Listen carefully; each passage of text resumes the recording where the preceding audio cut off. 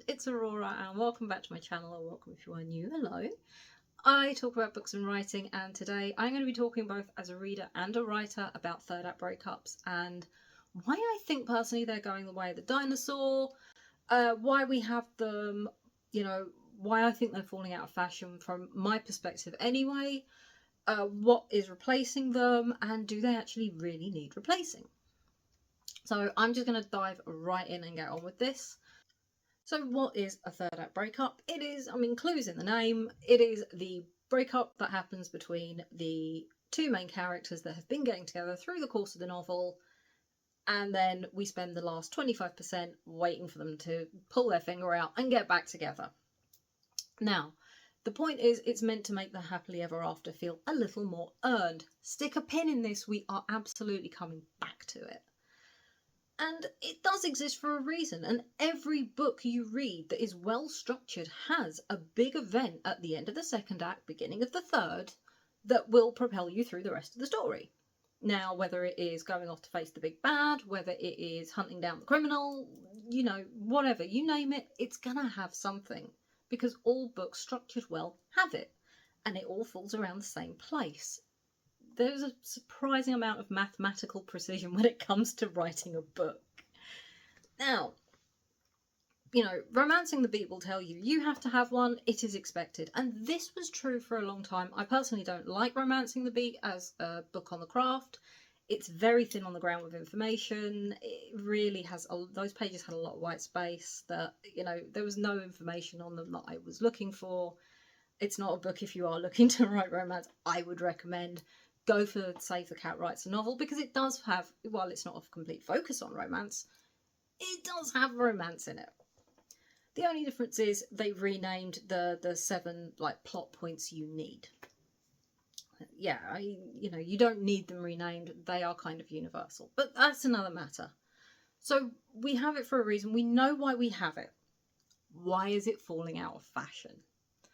So my theory on this is that it's because it feels very tacked on. It feels very forced in. And this is something I've seen in a lot of reviews as well. I'm not just pulling this out of my own thoughts, but this is a thought I have sometimes had. And the other issue is, it's always a friggin' miscommunication trope. And we're kind of over it. I don't know anyone who likes this trope because it is so rarely done well. It is so easy to bugger that one up. Because the thing is, if it can be fixed within 2 lines of dialogue, I'm not rooting for this couple anymore. And that's where I said put a pin in it, because I'm getting to it now. If it's done badly, that third act breakup does not make me root for that couple. If anything, I'm actively rooting against them. I read a book last year. I liked it until I didn't. It was the Spice Cocoa Cafe. I will link my review to it down below. I did have a bit of a rant on that one.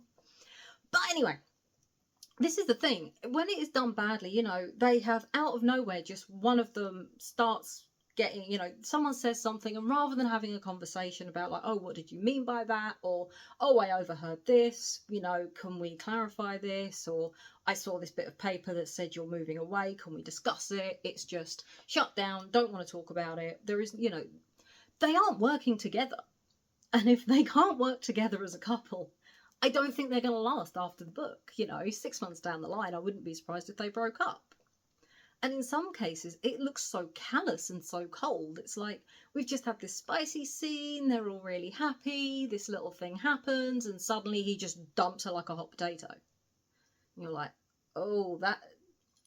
yeah, sometimes these things happen. We have a Barney after we've, done the deed, but... oh, honey, you look like you kind of used her a bit there.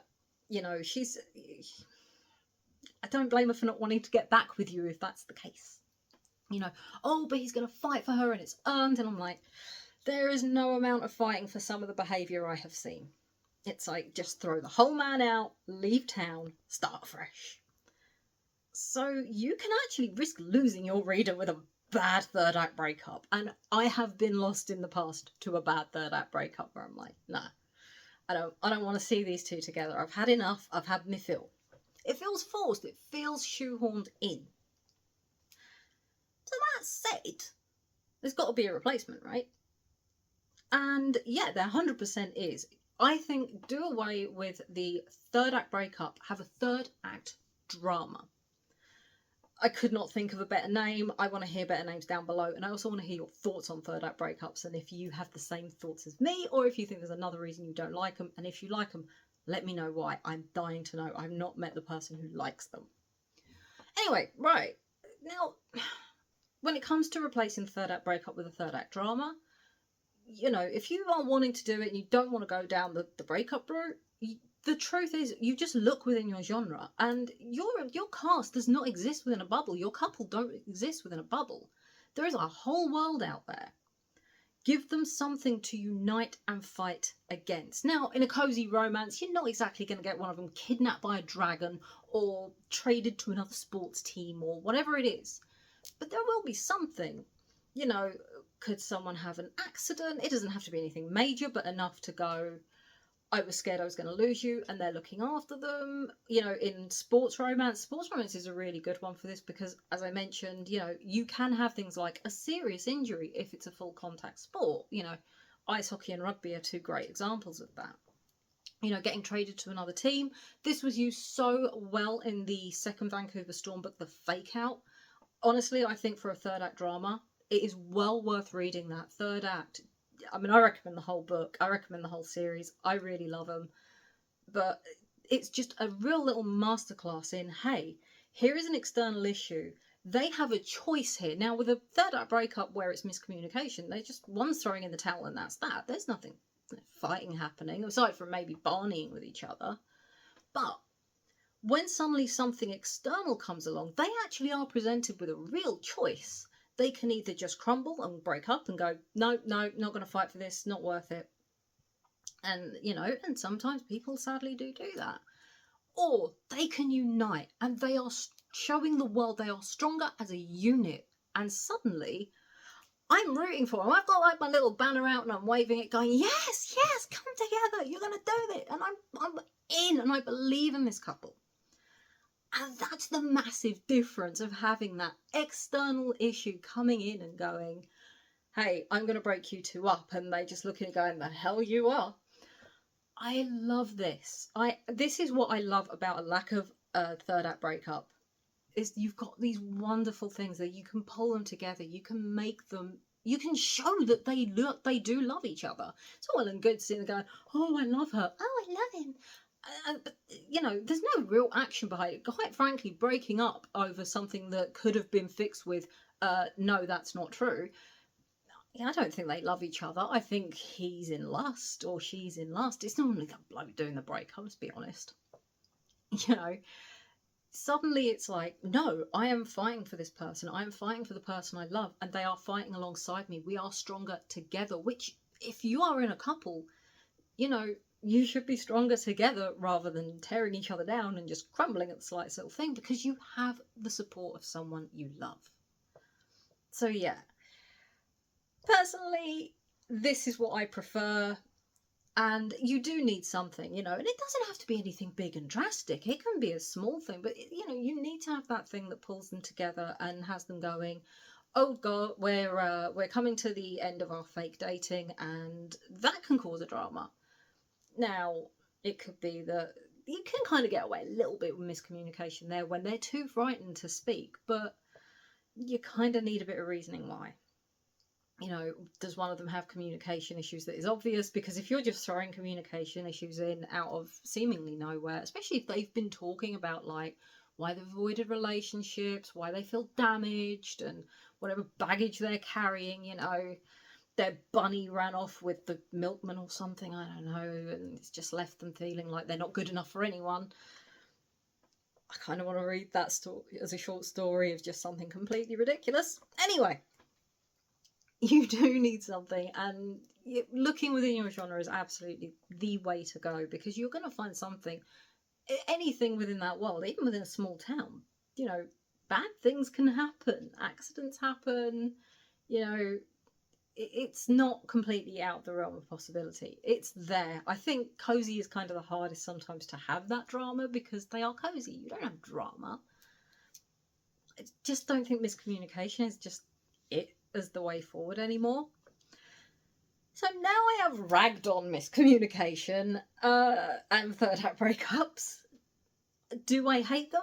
Not really. I don't have anything massive against them. I love the Dream Harbour books. They tend to have a third act breakup. I didn't feel like it was a proper real breakup in Cinnamon Bun Bookstore, and that is actually my favourite.